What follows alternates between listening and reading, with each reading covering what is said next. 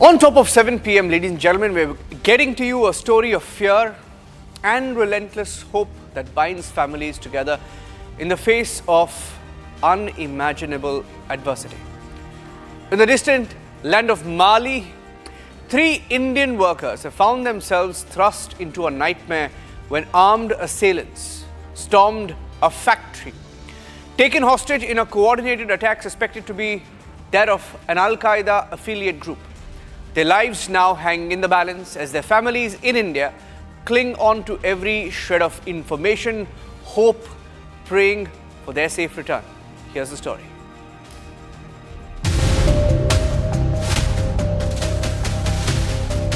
On the 1st July, armed assailants stormed the diamond cement factory in Kayes, Mali, taking 3 Indian workers hostage in a coordinated attack.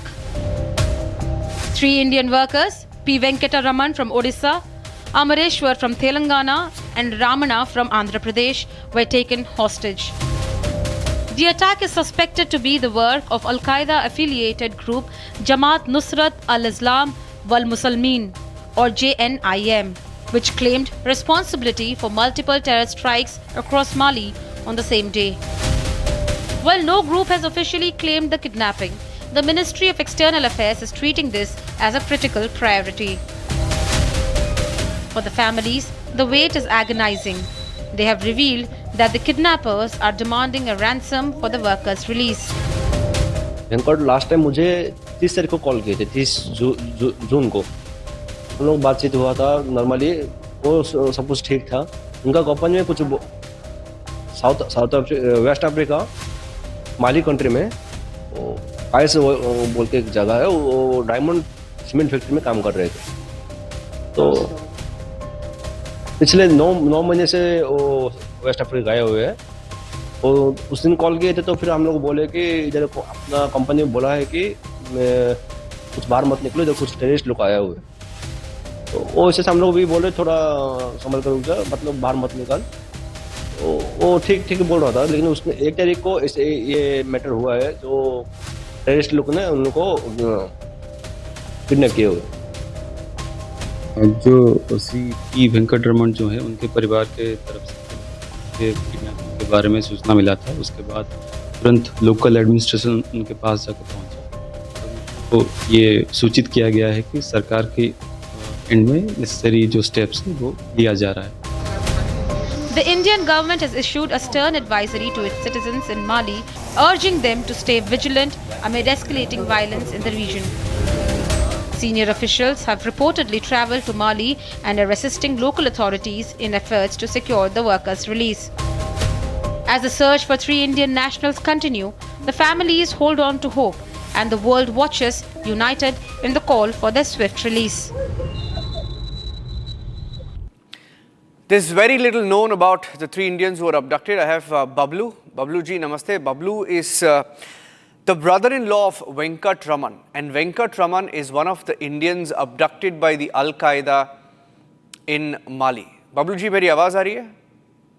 Ji sir. हमारे साथ बात करने के लिए बहुत शुक्रिया। हमें बताइए, हमारे दर्शकों को बताइए, आप लाइव है, आपका जो अभी का जो स्टेटस है, आपको क्या बताया गया है?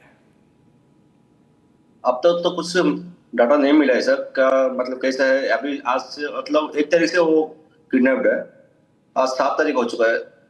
आज तक कुछ भी डाटा नहीं मिला हम लोग।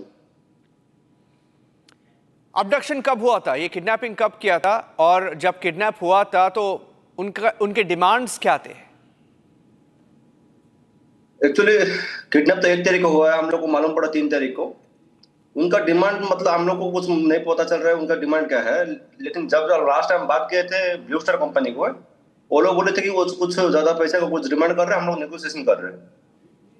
हम लोग जल्दी से नेगोशिएशन करेंगे, 7-8 दिन में वो लोग रिटर्न आ जाएंगे, कोई दिक्कत नहीं है, टेंशन से ज्यादा मत लो, ऐसे बोल रहे थे। ये जो रैंसम है, ये जो डिमांड कर रहे हैं, इसके बारे में क्या पता है आपको? कितना डिमांड कर रहे हैं, और ये जो नेगोशिएशन चल रहा है, इस नेगोशिएशन कौन कर रहा है? नेगोशिएशन उनका कंपनी कुछ कर रहा है बोल रहा था। कितना डिमांड कर रहा है वो कुछ उसके बारे में नहीं बता रहे थे। ओके।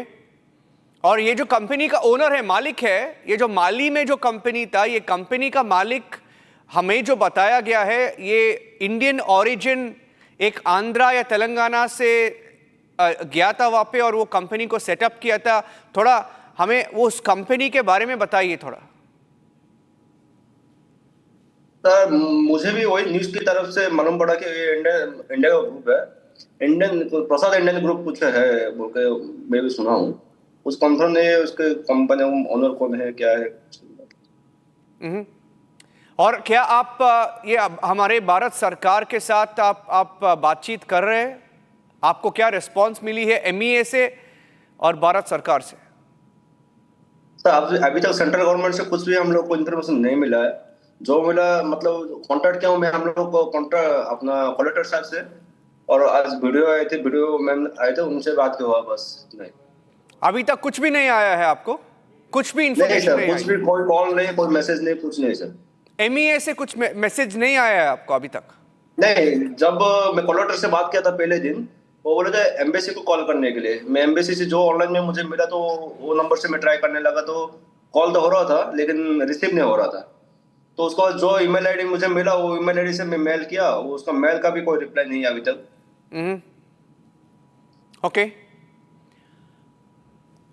ये बातचीत कब हुई थी? मेरा आखिरी सवाल आपसे है, बातचीत कब हुई थी वेंकट रमन से आखिरी बार? तो आखिरी बार बातचीत मेरे से नहीं, उनके दीदी से हुआ था, मतलब बहन से, छोटी बहन है उनसे। तो उनसे बहन जब बात हुआ था 30 तारीख को बात हुआ शाम को।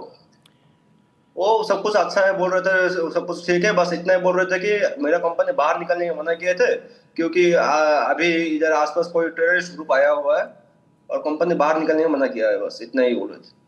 Okay, thank you Bablu ji हमारे साथ बात करने के लिए, बातचीत करने के लिए। We hope that Venkat Raman is released by Al Qaeda. He's in Mali.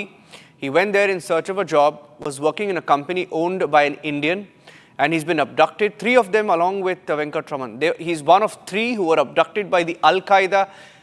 Ransom demand put forward. Negotiations are on, and Republic will continue to track the story. Thank you for joining us, Bablu ji.